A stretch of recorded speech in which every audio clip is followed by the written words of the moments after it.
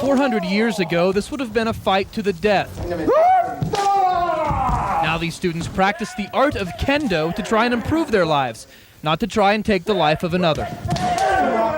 It is more of a spiritual training than it is a physical training.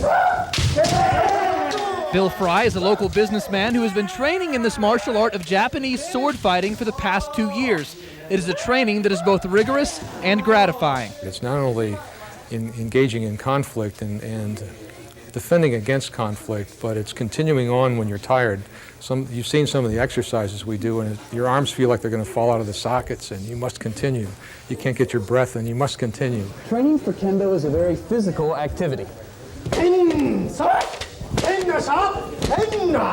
But these students are getting more than just a workout. They're attaining a very deep level of spiritual and emotional understanding. The limit is all set of people, but we can break that spirit and challenge more into them. Jin Takamura has been learning Kendo since he was in the first grade. Now the equivalent of a second-degree black belt, he helps teach others to push those limits.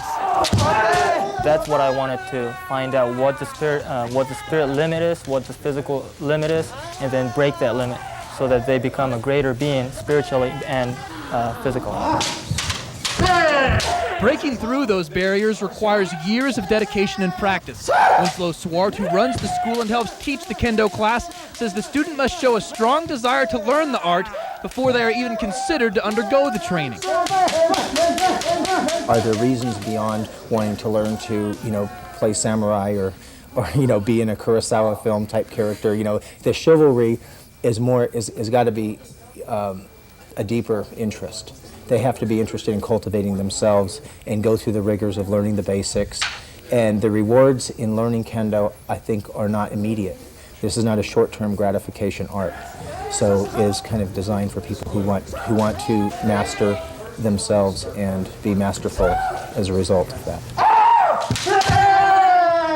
The students do see a practical side to their art.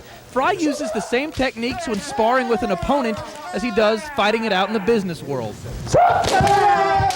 There are conflicts in business, and being totally aware of what your enemy is doing and when they're going to attack is very important.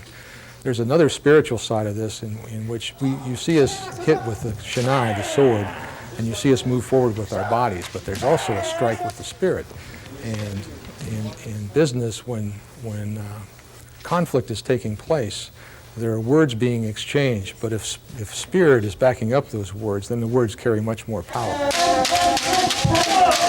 The Kendo that is being taught today is essentially the same as it was hundreds of years ago. And although it is no longer a battle of life and death, it is just as practical now as it was then. When you can see an opening in another person's defense or guard, or a flaw in a person's marketing strategy, that's the failure analysis that allows one person to win and another one to be exploited.